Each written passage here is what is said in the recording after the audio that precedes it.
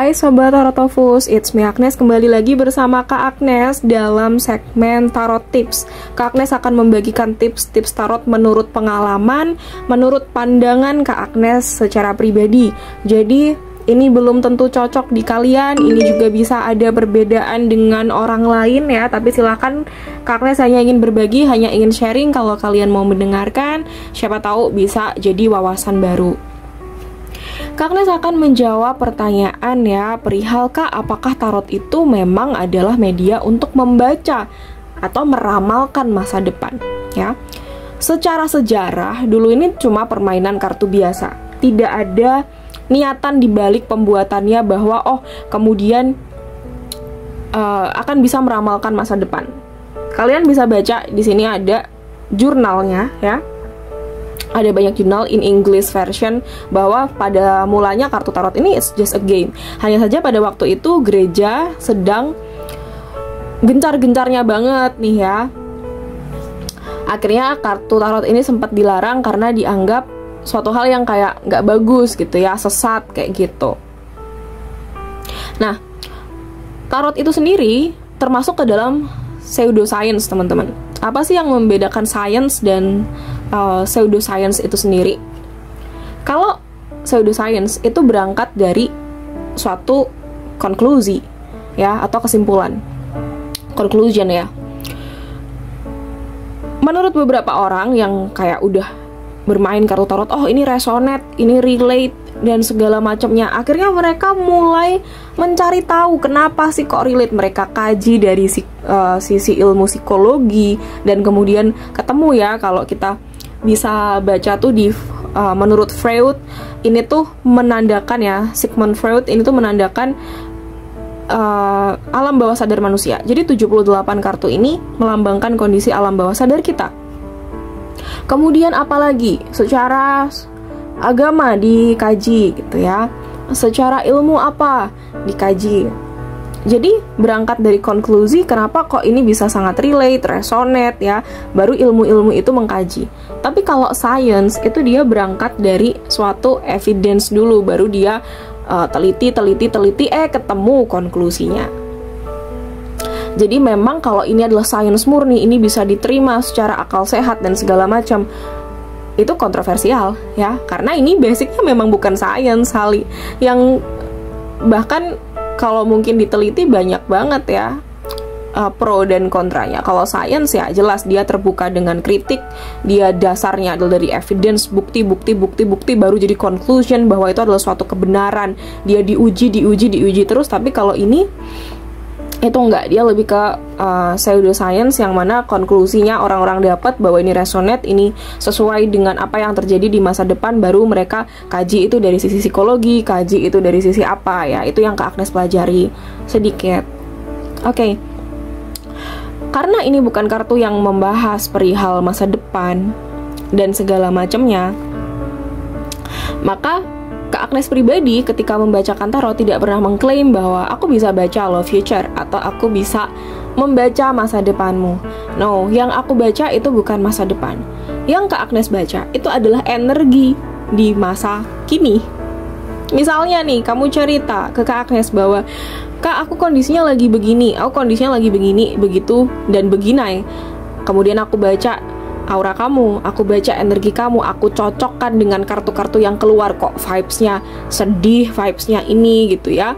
Misalnya katakanlah, Kak, aku tuh lagi ujian, aku tuh merasa susah banget A, B, C, D, E, F, G gitu. Aku nggak yakin aku bakal lulus, kira-kira kedepannya aku lulus atau enggak ya. Nah, Kak Agnes akan buka kartu, Kak Agnes sesuaikan sama energi kamu. Di kartu yang terlihat adalah kamu nggak belajar, kamu beli buku doang gitu ya, tapi itu nggak kamu pelajari. Didukung juga sama cerita kamu ketika aku konfirmasi ke kamu, bener nggak kayak gini? Kamu bilang, iya bener, aku sekarang itu seperti itu. Maka dari itu output ke depannya ya jelas gitu, output ke depannya kartu yang keluar nggak bagus-bagus banget ya, bahwa dengan kondisi kamu yang seperti ini ya, yang paling mungkin terjadi ke depannya adalah kamu tidak lolos. Itu pernah lihat film Stand By Me Doraemon? bahwa masa depan tuh banyak banget posibilitasnya. Ketika hari ini kita melakukan apa, itu akan ngaruh ke masa depan. Misalnya Nobita hari ini males-malesan gak mau belajar, kedepannya dia nggak bakal bisa nikah sama Shizuka kayak di film itu. Tapi ketika dia belajar, dia improve, dia dapat kerja, kedepannya future-nya adalah dia bisa nikah sama Shizuka. Kalau kita pernah lihat Avenger juga yang ada Doctor Strange-nya, itu bisa dilihat ya bahwa kita tuh punya universe lain, posibilitas yang terjadi di dalam kehidupan kita, dan itu semua ditentukan sama keputusan kita.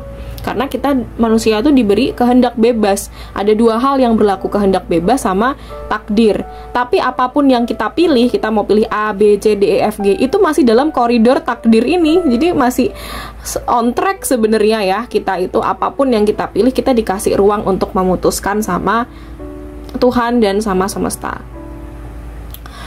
Oke. Dengan demikian, menurut Kak Agnes pribadi, kartu tarot itu tidak membaca masa depan, tapi membaca energi kamu sekarang, dan dengan energi yang seperti itu apa posibilitas yang mungkin muncul ke depannya, dan sarannya ke depannya kamu harus bagaimana, ya. Sama halnya dengan ramalan cuaca. Apakah berarti BMKG itu dia berbohong sama kita? Ternyata nggak jadi hujan. Kan juga enggak, kan? Dia punya datanya tuh. Data ya bahwa ini keadaan awannya kayak gini, kelembapan udaranya sekian. Maka menurut prediksi BMKG jam 3 itu akan turun hujan karena sudah nggak kuat lagi untuk menahan udara di sekitar. Tapi ketika nggak jadi hujan, apakah berarti BMKG bohong, BMKG gagal dalam meramalkan cuaca gitu? Ya, namanya juga prediksi, namanya juga ramalan. Mungkin saja bisa ada suatu hal yang terjadi, misalnya sinar mataharinya tiba-tiba bersinar terang, kondisi awannya kemudian bergerak dan segala macam, ternyata nggak jadi hujan. Kita sebagai tarot reader, aku pribadi sebagai tarot reader itu memposisikan diri sebagai pegawai BMKG atau pegawai yang mencatat misalnya kalau ada gempa bumi gitu ya, atau mungkin ada gunung meletus gitu. Aku adalah orang yang bisa membaca mesin itu. Tarot ini adalah mesinnya, mesin untuk catat gempa, mesin untuk ibaratnya letusan Gunung Merapi ini kapan terjadinya, apakah statusnya waspada, siaga, dan segala macem ya. Aku adalah orang dengan kapabilitas bisa membaca mesin itu karena aku punya ilmunya di sini. Mesin itu adalah si tarot ini. Jadi tarot ini lebih kepada alat yang dipakai oleh misalnya orang BMKG kayak gitu, sarana lah, sarana kita dalam membaca data itu tadi. Dan kita sebagai reader adalah orang yang bisa mengolah datanya. Kita punya kapabilitas, kita punya pengetahuan, dan outputnya adalah prediksi. Seperti itu ya, outputnya adalah tadi ya, perkiraan cuaca hari ini hujan dan segala macam. Jadi itu kalau misalnya dijelaskan secara lebih logis. Aku harap ini membantu ya. Sekali lagi aku cuma sharing apa yang aku rasakan, apa yang aku maknai, bagaimana tarot itu bekerja buat aku selama kurang lebih 6 tahun jadi tarot reader ya. Thank you so much. Semoga ini resonate, membantu untuk kalian ya yang masih belajar tarot atau mungkin penasaran tentang tarot itu seperti apa. Thank you so much dan see you in next video.